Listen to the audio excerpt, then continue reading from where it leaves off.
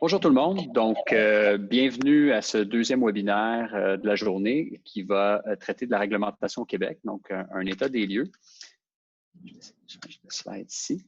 C'est un webinaire où on a deux excellents panélistes qui vont nous parler des changements réglementaires qui ont été nécessaires pour que le Québec s'adapte à l'arrivée sur nos routes des navettes autonomes et plus particulièrement pour les projets pilotes de navettes autonomes. On va aussi parler aujourd'hui de la réglementation actuellement en vigueur. Donc, je vous présente nos deux conférenciers du panel. Premièrement, Maxime Brault, qui est chef du service de la recherche en sécurité routière à la Société de l'assurance automobile du Québec. Maxime, peut-être ouvrir ta caméra. Oui, je pense que c'est fait. Parfait, merci. On a aussi Stéphane Martinez, qui est directeur des politiques de sécurité au ministère des Transports du Québec. Bonjour tout le monde. OK. Donc, juste un instant, je vais sortir de ça ici. Parfait. Donc, Stéphane, peut-être ouvrir ta caméra avant qu'on commence le panel, s'il te plaît.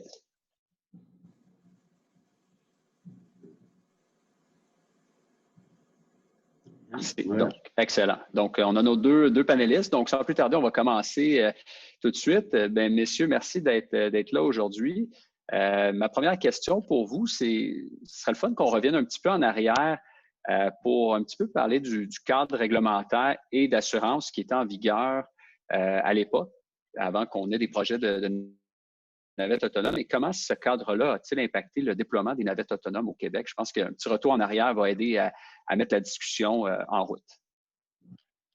Oui, certainement.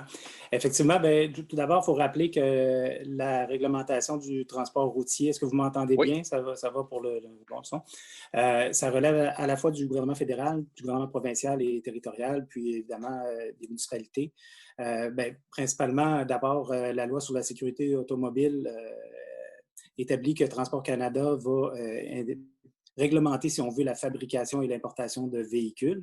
Et puis, c'est les gouvernements provinciaux, ce sont les gouvernements provinciaux qui vont être responsables de la délivrance des permis de conduire, l'immatriculation, l'assurance des véhicules, puis tout ce qui est loi et sécurité, là, les règlements relatifs à la conduite sécuritaire des véhicules sur la voie publique. Globalement, depuis plusieurs années, on a ce cadre réglementaire-là, puis les municipalités aussi ont une responsabilité en matière de circulation automobile. Ce qu'il faut voir, c'est qu'à travers le développement donc, de la fabrication des véhicules, depuis plusieurs années, on voit de plus en plus d'éléments de sécurité dans les véhicules, technologie d'aide à la conduite, stabilisateurs électroniques de contrôle, les freinages automatiques d'urgence et tous ces développements-là qui ont permis aux constructeurs automobiles, aux fabricants, d'amener différents capteurs, différents éléments de technologie dans les véhicules, puis qui permettent de développer de l'autonomie, si on veut, du véhicule. S'assurer que peut-être de plus en plus, le conducteur va être appuyé dans sa conduite pour éventuellement l'amener à laisser la conduite au véhicule. On se dit souvent que plus de 80% des accidents sont dus au facteur humain. Les fabricants, derrière ça, ont une espérance d'aider l'humain derrière ça. Évidemment, c'est dans l'établissement des normes et le respect des normes par Transport Canada, c'est des nouveaux éléments qui sont amenés par les fabricants. On devait les définir, voir un peu à quel niveau on était capable de laisser le véhicule conduire ou à quel moment le conducteur devait prendre une bonne part dans la tâche de conduite. La Société des ingénieurs automobiles, si on veut, a travaillé de concert avec plusieurs partenaires pour essayer d'établir des niveaux d'autonomie. La norme J3016 détermine les 6 niveaux d'autonomie, pas d'autonomie du tout, donc les véhicules de peut-être une vingtaine d'années, trentaine d'années, donc avec les systèmes de conduite de l'époque. Puis on laisse complètement le véhicule conduire. Dans ces véhicules-là, de niveau 5, il y a plus de volant, plus de pédales, c'est le véhicule qui est responsable. Évidemment, cette réglementation-là, et pas cette réglementation-là, mais cette nouvelle technologie-là est adaptée dans la réglementation. Ce qui nous a amené, dans le fond, à faire certains premiers ajustements à travers nos réglementations. Je vais laisser la parole à Stéphane pour cette partie-là. Merci, Maxime. Alors, ça va de soi que dans le cadre du Code de la sécurité routière, mais il n'y avait pas de véhicule autonome, évidemment. Donc, la première chose qu'on a fait, on leur a donné une définition, c'est l'article 4 du CSR. Et dès le début, dans la définition, on a perçu qu'il y avait une nécessité de ne pas bloquer une définition très figée, mais de pouvoir suivre ce qui allait se passer. Alors, la définition, elle se lit comme ça, elle fait 2 lignes. Un véhicule autonome, c'est un véhicule routier équipé d'un système de conduite autonome qui a la capacité de conduire un véhicule conformément au niveau d'automatisation de conduite 3, 4 ou 5 de la norme J36. Comme l'a dit Maxime, finalement, comment on définit, nous, un véhicule autonome? C'est en fonction de cette norme. Et la beauté de cette définition, et de toute la loi ensuite qui est faite, c'est que quand la norme change, la définition va changer aussi, sans qu'on ait à revenir sur le texte du Code de la sécurité routière. C'est que c'est toujours difficile de faire des ajustements législatifs. Donc, on a une définition qui est collée à la norme, et évidemment, parce que le Québec, ce n'est pas le Far West, la première chose qu'on a faite une fois qu'on a défini le véhicule autonome, c'est qu'on leur a interdit de circuler au Québec. Alors, ça peut paraître surprenant, mais c'est l'article 492.8 du CSR qui dit en gros que nul ne peut mettre en circulation un véhicule autonome sur le chemin public, à l'exception des véhicules de niveau 1, 2 ou 3 dont la vente est déjà admise au Canada. Donc là encore, on fait une définition, une interdiction qui va évoluer avec ce qui se passe au Canada. Si un véhicule demain est de catégorie 3 et qu'il est permis de circuler au Canada, eh bien, il va être permis de circuler au Québec aussi, même si effectivement on ne le connaît pas et on ne l'a pas testé. Alors cette évolution-là, quand même, elle dit tout de même noir sur blanc dans la loi, dans le code, qu'on ne peut pas mettre un véhicule autonome en circulation de son propre chef, s'il est de niveau 4 ou 5. Alors, l'ouverture qu'on a créée pour suivre ce marché et puis pour être une terre d'accueil des expérimentations, c'est par l'article 633.1 du Code de la sécurité routière. Ça, c'est un article qui permet au ministre de faire des projets pilotes et de tester des nouvelles solutions, des solutions d'avenir souvent, qui pourraient avoir un gain intéressant pour le Québec et qu'on pourrait ensuite intégrer à nos règles et à nos lois régulières. Alors, l'article 633.1, ça définit en fait le pouvoir du ministre de faire un projet pilote sur les véhicules autonomes. C'est un projet pilote qui peut durer 5 ans avec une prolongation de 2 ans. Donc, il faut bien comprendre qu'on est dans une démarche qui peut durer 7 ans au maximum et qu'au bout des 7 ans, il va falloir statuer.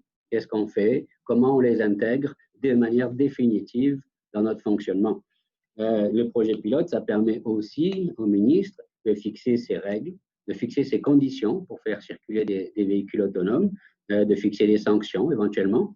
Mais ça lui permet surtout, parce que c'est comme ça qu'on l'a construit, de construire de faire de beaux partenariats avec des promoteurs, de faire apparaître le Québec comme une terre d'accueil, effectivement, pour cette technologie.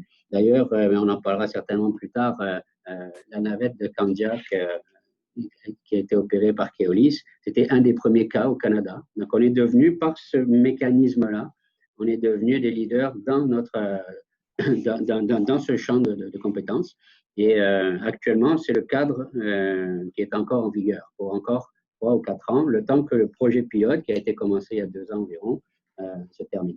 Donc, dans ce cadre-là, on peut effectivement faire de l'expérimentation au Québec et faire rouler des véhicules autonomes. Parfait, merci Stéphane. Puis avant qu'on passe peut-être à l'autre sujet là, de comment le cadre réglementaire s'adapte pour faire place au projet de navette autonome.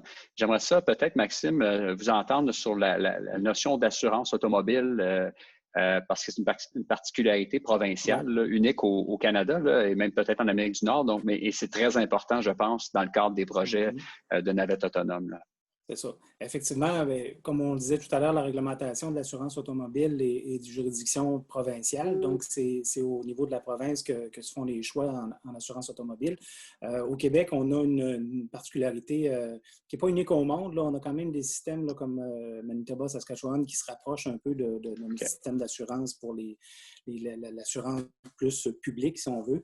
Vous savez que pour l'assurance, dans le cas d'une personne qui serait blessée dans un accident, accident, c'est la Société d'assurance automobile qui va couvrir, dans le fond, les frais là, associés à une blessure ou à un décès de ce côté-là.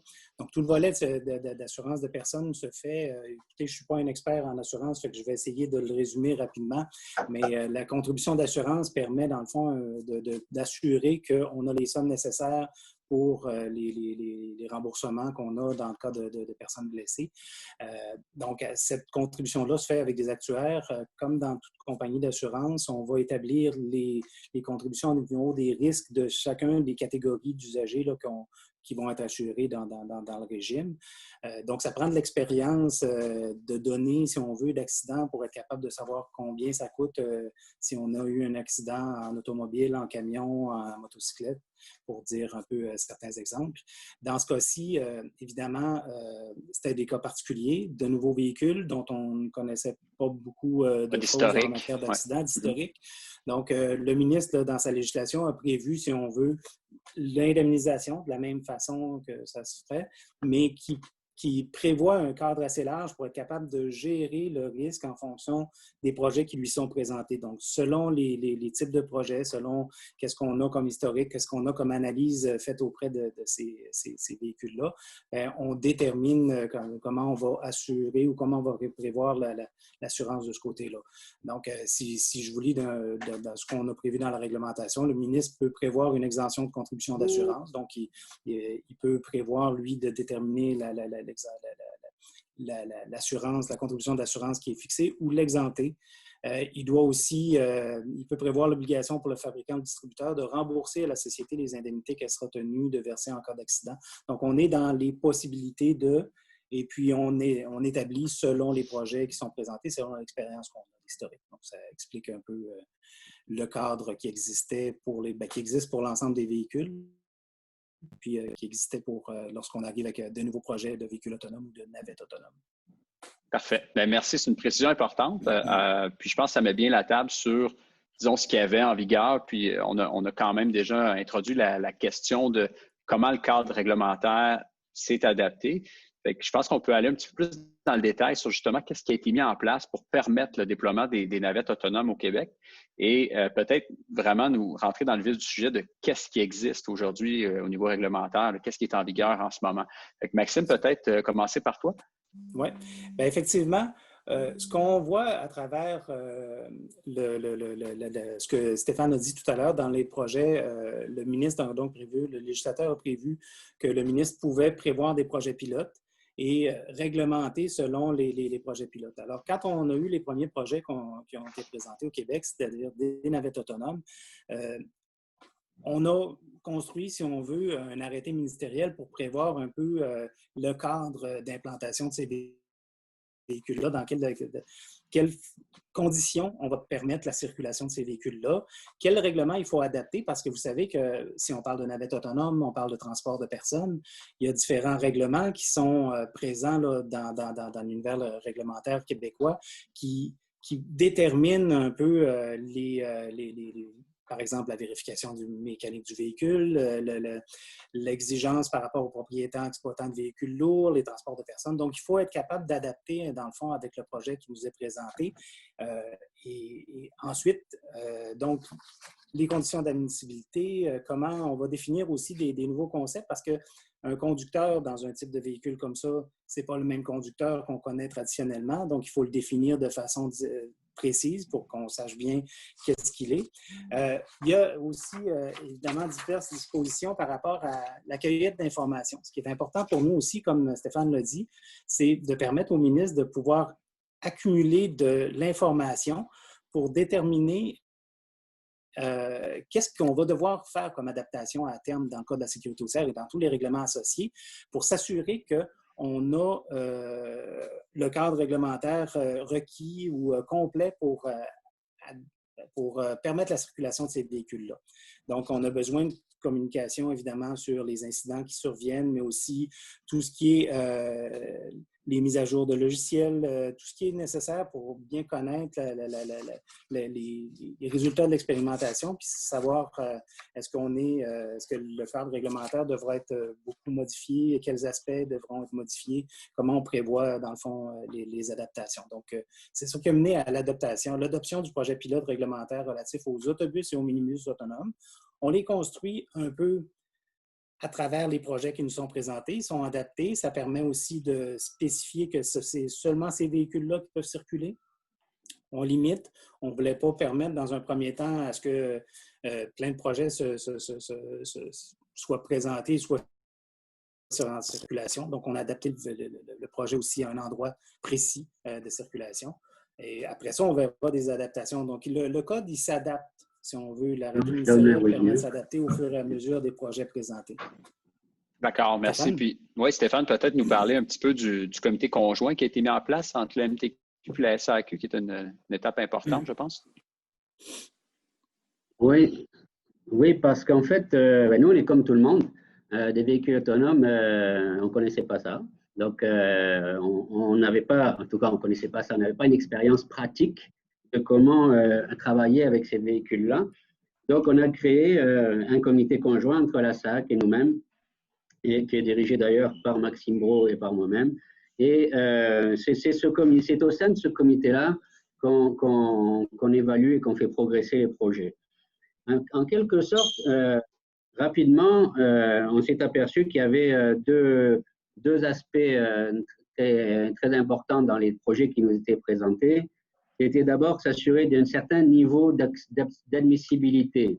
Ça prend, vous êtes quand même au gouvernement, puis ça prend un angle très sécuritaire dans vos projets. Donc, on a créé une sorte de bloc commun où chaque promoteur doit répondre à une liste de documentation. Mais on n'est pas allé chercher des choses, on ne veut pas vérifier le 28e boulon, je veux dire, on n'est pas en train de faire des normes pour les véhicules autonomes. Mais on voulait qu'il y ait un minimum d'informations qui nous garantissait une sécurité minimale pour les citoyens qui vont emprunter ces véhicules-là. Et puis, en plus de ce bloc commun, il y a l'arrêté fait en deux parties, un bloc spécifique pour chaque projet. Et c'est là toute l'originalité de notre démarche, finalement, je trouve. C'est qu'on a fait la partie administrative. Ça, vous répondez à la case, vous mettez la coche dans la case et vous rentrez, ça ne prend pas de temps. Et puis, on a une partie qui est adaptée à chaque cas. Quand arrivent les projets de véhicules autonomes, on est très dépendant du promoteur. Ce n'est pas le ministère c'est un projet pilote du ministère, mais ce n'est pas le ministère qui est promoteur de la navette. C'est une ville et un constructeur ou un distributeur. Alors, il a fallu s'assurer et trouver une manière de travailler pour qu'il y ait un dialogue qui se passe entre les promoteurs, la ville et le ministère pour s'assurer de certaines caractéristiques minimales. Évidemment, dans les caractéristiques minimales, il y a les caractéristiques techniques de la navette, on y reviendra, mais il y a aussi le parcours qui va être choisi. Et évidemment, ce qui nous intéresse, c'est l'interaction entre les deux. Vous pouvez avoir une très bonne navette, vous pouvez avoir un très bon parcours, et vous pouvez vous apercevoir que finalement, les caractéristiques ne permettent pas de répondre au parcours.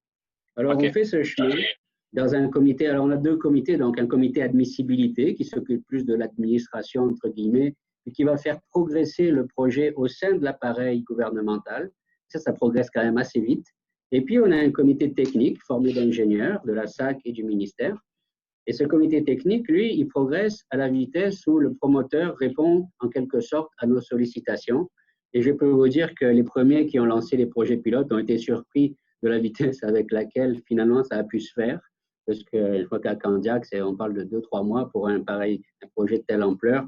Dans l'appareil administratif du gouvernement, c'est quasiment rien. Là. Ça s'est passé très vite.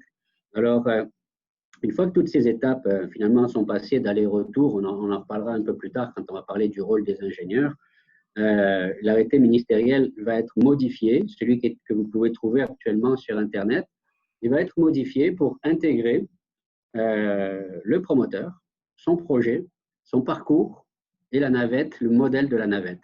Parce qu'en fait, à chaque navette, à chaque promoteur, c'est à chaque fois des cas différents. Fait qu'on n'a pas voulu faire une autorisation à large et puis se retrouver avec des véhicules qu'on ne comprenait pas et puis que personne n'avait testé. Donc finalement, on fait l'effort au gouvernement de remodifier notre arrêté ministériel, le ministre en fait, remodifie son arrêté ministériel à chaque fois qu'on a un projet qui est passé à travers toutes les étapes qui sont nécessaires pour assurer la sécurité. Ça se passe assez bien. On l'a fait avec Candiac, on l'a fait avec Montréal. Et tout ça, ça dénote quand même d'une nouvelle manière de travailler, en tout cas chez nous en sécurité routière au ministère. C'est une forme très élevée de collaboration. On n'est pas dans un dossier pareil où on ne maîtrise pas les tenants et les aboutissants. On n'est pas en train d'établir des normes figées qu'on va mettre dans les lois jusqu'à la fin des temps. On est plutôt en train, avec le milieu, avec les municipalités, d'essayer de comprendre comment ça fonctionne et de nous assurer qu'un jour, l'insertion de ces véhicules se fasse de manière sécuritaire.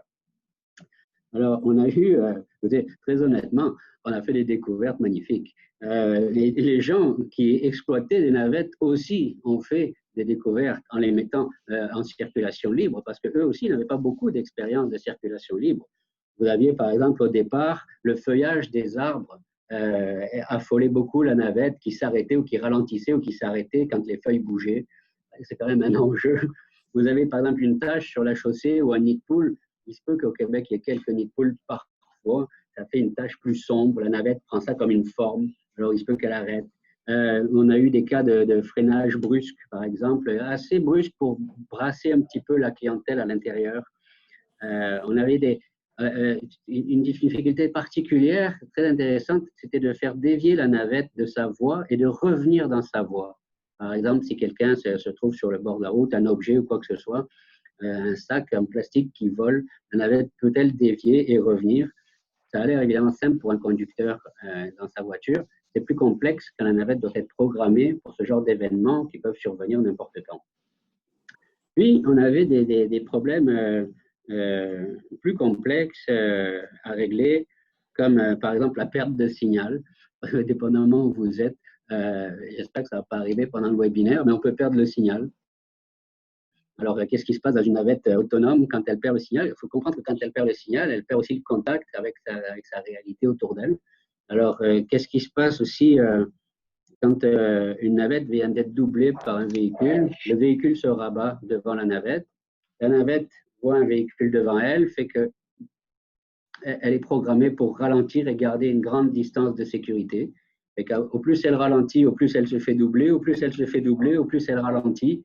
Vous comprenez que ça finit par faire une vitesse de moyenne de la vitesse de la marche. Là. Donc, c'est des choses comme ça qu'il fallait résoudre et avec lesquelles on a travaillé. En fait, on a mis les ingénieurs du ministère et de la SAC à disposition des promoteurs des villes qui voulaient tester leurs produits pour que, avant qu'on fasse monter des gens dans une navette, ce genre de questions-là soit résolu. Et il y a des choses quand même importantes. Je vous donne un exemple. C'est trivial, mais pour bien comprendre, si pour traverser une intersection, ça prend 45 secondes, et que la lumière de la ville, elle dure 30 secondes, à un moment donné, on va avoir 15 secondes de flottement qui vont être un problème. La navette va être au milieu, les gens en face vont commencer à avancer, donc elle va s'arrêter, parce que devant un problème, son réflexe, c'est de s'arrêter. Donc on va avoir une navette au milieu de l'intersection, arrêtée, pas capable de repartir, parce qu'il y a des gens partout. Alors, c'est ce genre de choses qui a nécessité, de la part de nos ingénieurs, beaucoup de visites de terrain, des échanges de documentation très techniques. Au début, quand on demandait de la documentation, on nous envoyait de la documentation de marketing. Bon, les gens ont compris très vite que ce n'était pas l'intérêt de personne de faire du marketing. On est là pour aider à ce qu'une technologie progresse. Et on n'est pas là pour la bloquer, mais on n'est pas là non plus pour simplement regarder aller les choses. Alors, on a fait beaucoup d'échanges d'informations, de documents, beaucoup de visites de terrain, beaucoup d'explications avec les ingénieurs des navettes. Mais tout ça sur un mode d'hyper-collaboration en quelque sorte. On a souvent une image du gouvernement comme quoi c'est compliqué. Je peux vous dire que dans ce dossier-là, c'est un dossier sur de nouvelles technologies qui, à mon sens, nécessitait de nouvelles manières de faire. Alors, on a essayé d'être rapide, on a essayé d'être efficace. Au bout, il y a des partenaires privés qui attendent, qui sont en développement. Vous ne pouvez pas travailler avec quelqu'un qui est en développement de la même manière qu'avec quelqu'un qui a un produit très stable et très installé. C'est pas pareil. Alors, la personne qui est en développement, il faut aussi qu'elle assure sa survie. Ils ne font pas de revenus pendant qu'ils sont en développement. Alors, ça, c'est ces conditions-là qu'on a pris en compte pour construire finalement une manière de travailler ensemble. Et je peux vous dire que on a appris beaucoup, évidemment, au gouvernement, mais ils ont appris beaucoup aussi, et ils ont appris beaucoup même sur leurs propres produits. C'était fascinant de voir aller nos ingénieurs qui sont quand même de très bons ingénieurs, qui posent des questions très pertinentes, et d'entendre à l'autre bout du monde, parce que souvent le constructeur est loin, d'entendre une sorte de silence et un aveu de se dire, OK, on ne s'était pas posé la question, on va y réfléchir et on vous revient. Alors cet apprentissage a été commun, et nous aussi on a appris énormément d'eux. Les villes aussi apprennent et sont importantes parce que c'est elles qui maîtrisent le parcours, la clientèle, l'intérêt, les projets, le financement. Ça vient souvent des villes. C'était vraiment un travail à trois. Donc c'est ça un petit peu qu'on a fait en mettant en place notre méthode de travail, qui est encore en place évidemment aujourd'hui et qui attend les propositions de nouveaux promoteurs. On est prêt, la machine est rodée maintenant, on a déjà fait 2-3 projets et on va avoir un guide qui est publié, on le fournit si vous le demandez, et puis ça fonctionne très bien maintenant. Stéphane, si tu me permets, j'ajouterais à ce niveau-là, comme l'a dit Stéphane, ce qui est l'avenue qu'on a pris de l'avant au Québec, c'est une avenue de s'assurer que les projets se fassent en sécurité, d'une part pour les citoyens, d'une part pour les promoteurs, puis la viabilité de ces projets-là, ce qu'on souhaite éviter, puis c'est vrai aussi pour les promoteurs avec qui on a travaillé, on souhaite éviter qu'il y ait un accident qui vienne faire en sorte que finalement on arrête tout puis que la population craigne de cette nouvelle technologie-là. Ce que je vais ajouter par rapport à ce niveau-là de sécurité, c'est évidemment pour le véhicule, on devait s'assurer aussi si le véhicule est assujetti à la loi sur la sécurité automobile, celle dont on parlait tantôt pour Transport Canada, c'est un véhicule de promenade qui a déjà les coussins gonflables, tous les éléments de sécurité qui sont normés. C'est facile de s'assurer de dire, bon, ben ce véhicule-là va être sécuritaire sur ces aspects-là. On va regarder les aspects technologiques. Dans les cadres où on a des véhicules qui ne sont pas homologués par Transport Canada, qui sont permis pour l'importation pour des essais, bien, il faut s'assurer que l'aspect sécuritaire est quand même correct. Donc, on doit s'assurer du système de freinage, de la redondance des systèmes. Si le freinage ne se fait pas, bien, le conducteur, l'opérateur, comment il va arrêter la navette, la résistance du châssis, des fenêtres. Donc, on veut s'assurer que ça respecte l'esprit des normes de sécurité du véhicule pour s'assurer que, dans le fond, l'expérimentation se passe bien puis que les usagers qui vont l'utiliser, les opérateurs soient en sécurité, puis évidemment, tous les usagers autour. Ce qu'on a vraiment mis de l'avant, c'est s'assurer, puis je pense que c'est aussi le souhait des opérateurs, des exploitants, des fabricants que ces éléments-là de circulation ne viennent pas gâcher, là, dans le fond, la viabilité de ces projets-là. Absolument. Donc, l'élément de sécurité, c'est ce qui va bâtir l'acceptabilité, puis à la fin, ces projets-là en dépendent.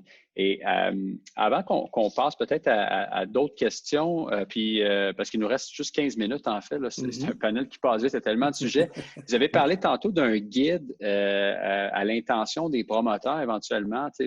J'imagine un guide qui présente les différents critères qui vous permettent d'évaluer les différents projets. Est-ce que ce guide-là est sorti aujourd'hui? Est-ce qu'il est disponible? Parce que c'est quand même une pièce d'information, je pense, qui vaudrait la peine d'être partagée avec l'auditoire pour qu'ils comprennent où c'est quelque chose qui est en développement. Bien, effectivement, le guide, il est en développement. Il a été remis à quelques promoteurs là, actuellement pour les aider. On souhaite le mettre en ligne à jour. Très prochainement. Là. Donc, il se bâtissait un peu à travers les expérimentations, les apprentissages qu'on faisait. Donc, il y a quand même des éléments là, qu'on va. Mais le comité administratif là, le comité conjoint SAC-MTQ est là pour accompagner, dans le fond, les promoteurs, les questions qui pourraient se poser de ce côté-là.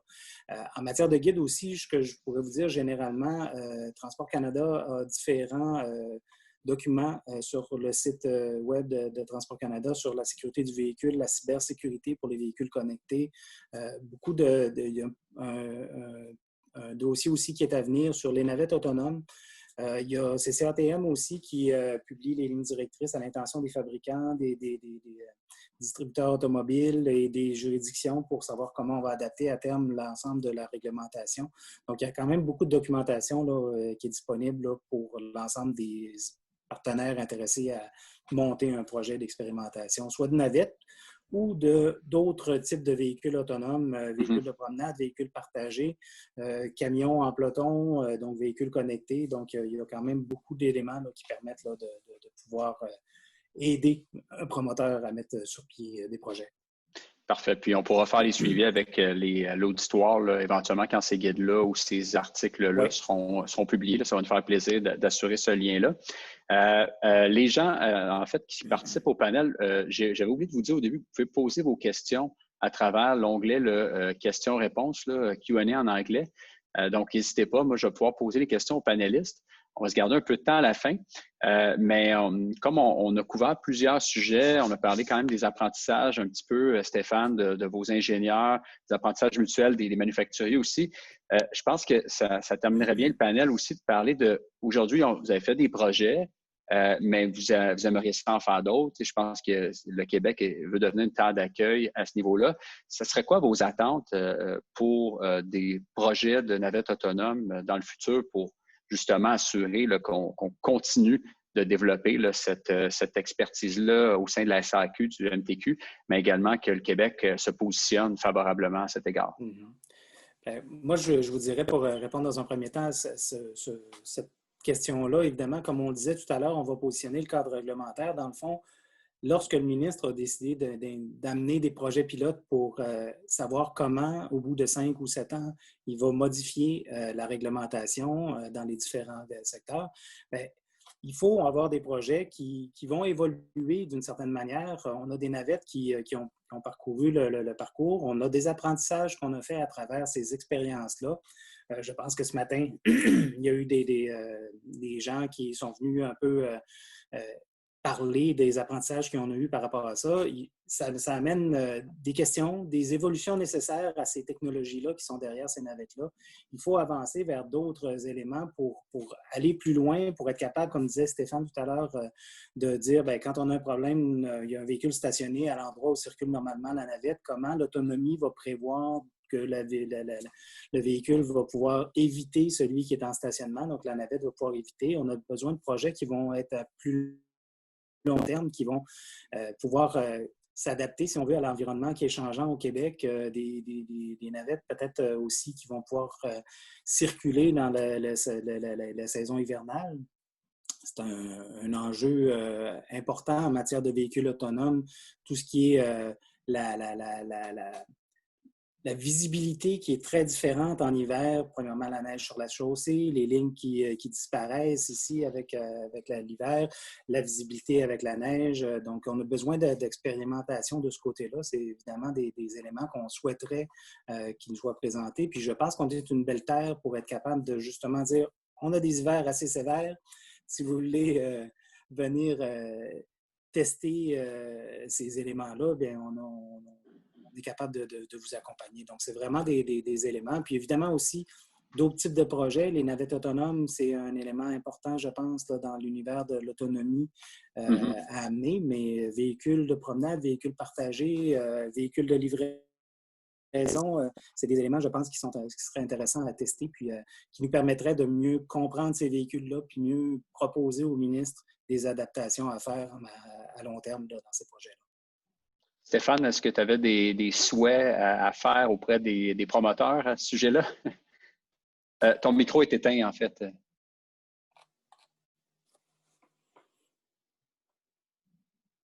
Voilà, ça s'éteint tout seul.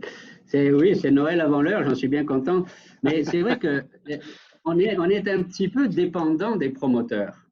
Et ça prend la volonté d'une municipalité, ça prend un constructeur, ça prend un distributeur de navettes ou de véhicules, quel qu'il soit. On peut parler du platooning, on peut parler de plein de choses.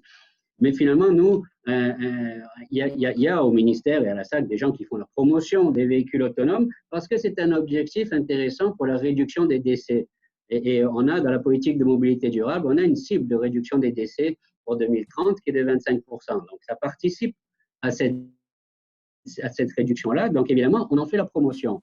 Mais le développement, il doit venir de gens qui ont des vrais produits qu'ils veulent mettre sur le terrain.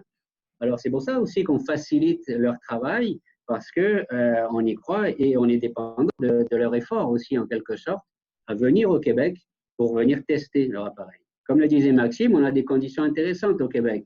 On a des conditions hivernales qu'on ne voit pas ailleurs. On a un cadre législatif qui est très souple. On a des équipes qui sont à disposition pour attirer les promoteurs. Maintenant, nous, le projet pilote qui est en cours, il est en cours pour 5 ans, avec une prolongation possible de 2 ans. Il n'est pas renouvelé à chaque fois qu'on a un nouveau projet. C'est-à-dire que ce projet pilote, dans 5 ans, il est terminé. Donc ça veut dire qu'à un moment donné, le législateur va devoir se prononcer sur les expériences qu'il aura eues dans 5 ans. Si on en a déjà 2 de passés, là, on s'entend que l'hiver, c'est terminé, on n'a pas de projet en cours, on est déjà à la 3e année, là. Donc 3 ans sur 5. Ça veut dire que quand on va être obligé d'arrêter ce projet pilote, parce que la loi nous oblige à un moment donné à arrêter l'expérimentation et à dire est-ce que c'est valable ou pas valable pour le Québec, eh bien, il va falloir avoir eu un certain nombre d'expériences qui vont nous permettre de modifier le Code de la sécurité routière. Et ces expériences-là, c'est sûr que si on nous propose 10 fois le même projet, on va le faire parce qu'on est bons joueurs et puis on veut que tout le monde a la même chance de développer son produit au Québec. Mais pour nous, l'enseignement, au bout de la 2e ou la 3e fois, il va être minime parce que c'est toujours le même produit. Alors, il y a à la fois le produit, il y a à la fois les parcours qui peuvent être différents, les montages, les promoteurs, les techniques, tout peut varier. Ça va très vite dans ce domaine-là. Mais c'est important pour nous d'avoir des projets aussi qui durent plus que 2 semaines ou 3 semaines parce que notre investissement est très important. On a des équipes qui se mettent à disposition.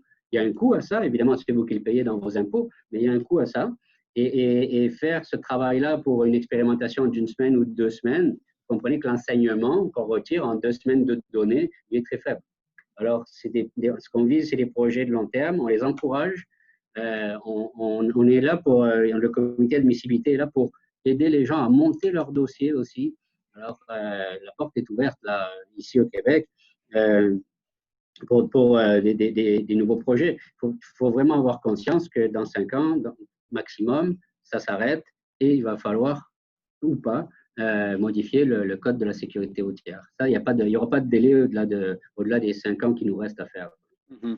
En fait, c'est intéressant tout ça parce que ça met la table pour une question qui a été posée par le public. Le Québec, évidemment, est en compétition avec d'autres juridictions. Tu sais, c'est un très gros marché qui se développe, là, qui se dessine devant nous. Et la question, en fait, de M. Jean-François Barsoum est à propos des différents cadres réglementaires, disons, avec lesquels le Québec est en compétition, comme la Californie, l'Arizona, l'Angleterre, l'Ontario. Et sa question porte sur le fait, à savoir s'il y a des endroits où les effets se font plus rapidement ou plus facilement. Et si oui, pour quelles raisons c'est plus facile ou plus rapide ailleurs qu'au Québec, en fait? Moi, je vous répondrai peut-être là-dessus. Dans une première partie, si on compare le Canada, le Québec plus particulièrement versus les États-Unis, en matière de sécurité routière, on a pris un chemin très différent qui nous amène à des éléments différents. Ici, on a un ratio de décès par 100 000 habitants aux alentours de 4 qui se rapprochent des meilleurs pays au monde, l'Angleterre, le Pays-Bas, la Suède, qui sont plus aux alentours de 3. Aux États-Unis, on est à 11. L'aspect de la sécurité, effectivement, nous est plus cher aux yeux de la population, aux yeux du gouvernement. De ce côté-là, c'est certain que ça amène un petit peu plus de gestion de risque qu'aux États-Unis, ils n'ont pas. D'un autre côté, je vous dirais, pour comparer l'exemple de la Californie, il y a un terreau fertile très, très important avec tous les secteurs technologiques qui sont là, qui sont en Californie. Beaucoup de compagnies, beaucoup de maillage avec le gouvernement. Ici, présentement, on n'a pas de fabricants de navettes autonomes. Les projets qui nous ont été présentés sont avec des navettes qui sont de l'Europe. À ce moment-là, il faut bâtir l'échelle de connaissances. Quand on a le terreau déjà qui est là, c'est facile pour les partenaires, les différents représentants gouvernementaux de mieux comprendre les différents éléments de technologie, de mieux les asseoir ensemble. Il y a aussi évidemment des développements. On a une belle piste à Blainville, je pense, qui mérite d'être développée puis d'être utilisée pour faire des tests qui sont nécessaires à s'assurer qu'on est dans un mode sécuritaire de ce côté-là. Je pense qu'il faut amener un développement des fabricants, des distributeurs, des compagnies qui vont travailler ici au Québec avec les différents partenaires. Je pense qu'il y a plein de personnes au Québec qui sont intéressées à développer ces éléments-là. Et plus on est proche, plus c'est facile d'amener du développement. Fait que je pense que de ce côté-là, c'est certain que la Californie va toujours être au-devant de nous par la proximité des startups, des technologies qui sont présentes dans ce secteur-là. L'Angleterre a mis en place une série de réglementations de masse, si on veut, pour assurer le développement de ces différents véhicules-là d'autonomie. C'est un choix qu'on pourrait mettre de l'avant si on veut, mais il va falloir s'assurer qu'on ait le terreau pour être capable de pousser ces éléments-là. Alors, je pense que de développer au Québec des technologies, des entreprises qui permettent d'apprendre, puis de faire de l'essai-erreur en milieu fermé dans un premier temps, puis ensuite, je pense que c'est certainement quelque chose qui va permettre de mieux faciliter, si on veut, l'intégration de ces véhicules-là. Je vous ai parlé, juste pour finir un peu tout à l'heure, de la navette, le fait qu'elle ne soit pas homologuée. Donc, il y a toute une question aussi de complexité d'analyse de ce côté-là. Donc, c'est un peu des éléments qui je pense, permettent pas d'avoir des projets plus facilement ici au Québec là, que dans d'autres places, mais il y a lieu de penser qu'on pourrait le faire. Là. Absolument. Il y a quand même, si je peux me permettre de rajouter rapidement, puis c'est pas une légende là, on est la porte ouverte du monde francophone en Amérique. C'est pas un hasard si les 2 navettes qui ont été testées chez nous, elles sont françaises. C'est parce qu'ils voient au Québec une facilité de travail. L'ingénierie, c'est compliqué, mais alors l'ingénierie en bilingue, ça devient très compliqué. Alors, ils voient une facilité, une connexion plus facile avec le Québec, et les 2 navettes qu'on a sont françaises. Et ça, c'est une première chose. La deuxième chose, vous savez, quand on teste aux États-Unis, on teste dans des villes où il fait beau pendant 350 jours par an, où il n'y a pas de piétons, où les rues sont orthogonales, droites, où il n'y a souvent pas de trottoir d'ailleurs. Fait que ce sont des conditions de test proches du laboratoire, mais ce n'est pas des conditions qu'on retrouve beaucoup dans le reste de la planète. C'est un modèle américain, ce n'est pas un modèle européen, par exemple. Vous n'irez pas tester une navette sur la Silicon Valley et puis après dire on va pouvoir la faire circuler à Paris, ça ne marchera pas.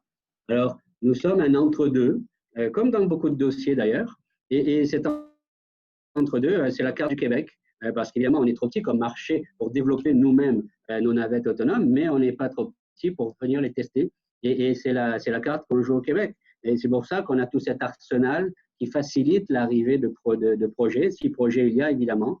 Alors, il faut en faire la promotion, puis Propulsion Québec est là pour ça aussi, ça marche très bien, pour qu'on ait de beaux projets, et puis on va les traiter. Il y a des choses intéressantes à faire au Québec qu'on ne peut pas faire ailleurs. Il y en a qui l'ont vu, et puis j'espère qu'il y en a d'autres qui le verront pour qu'on puisse rapidement nous faire évoluer notre législation, parce que nous, notre objectif, c'est de mettre à jour la législation face à l'évolution des véhicules. C'est ça, au niveau gouvernemental, l'objectif final, c'est d'assurer la sécurité des citoyens. Mais ça se fait en aidant et en accompagnant les gens qui veulent faire du développement. Et au Québec, c'est possible de faire du développement. On l'a déjà démontré dans ce dossier. Très intéressant, effectivement, Stéphane. Puis, je pense que ça souligne le fait que le positionnement du Québec, je pense, est intéressant. Il gagne à être connu. C'est toujours ça la question. Mais avec les 2 expérimentations qu'ils ont eues, qui ont été quand même de beaux projets, là, qui ont quand même eu des succès importants, je pense que ça ouvre la porte à d'autres projets dans le futur. C'est sûr qu'on n'a pas les mêmes conditions, comme vous l'avez dit, que la Californie ou l'Arizona qui a pris des approches qui ne sont pas basées sur les mêmes critères. On le rappelle, au Québec, le critère numéro 1, c'est la sécurité. Et ça, c'est non négociable, je pense, là, ici, là, puis pour de très bonnes raisons. Là. Donc, il faut avoir des promoteurs qui veulent jouer selon ces règles-là aussi qui sont importantes. Là. Donc, écoutez, messieurs, c'est déjà la fin de ce panel qui a passé beaucoup trop vite. Je pense qu'on aurait pu parler encore pendant des heures. Plein de questions que j'avais à vous poser que j'ai même pas pu aborder, malheureusement. Mais ça montre à quel point c'est un sujet intéressant. Puis, il y a plein de choses à dire et à apprendre. Nous, ça nous fera plaisir, Propulsion Québec, de garder le contact avec les participants là, sur toute documentation pertinente que vous auriez à partager dans le futur. Là. Donc, je pense que c'est un sujet qui évolue rapidement, la réglementation, sujet complexe aussi. Là, donc, il faut assurer de maintenir l'auditoire bien à jour sur ces questions. Donc, mais Maxime et Stéphane, je vous remercie infiniment. Ça fait un plaisir de discuter avec vous aujourd'hui. J'espère qu'on aura d'autres projets bientôt et ça va nous faire plaisir d'en rediscuter avec vous là, incessamment. Et nous de même. Okay. Merci beaucoup. Merci beaucoup. Merci beaucoup. Au revoir.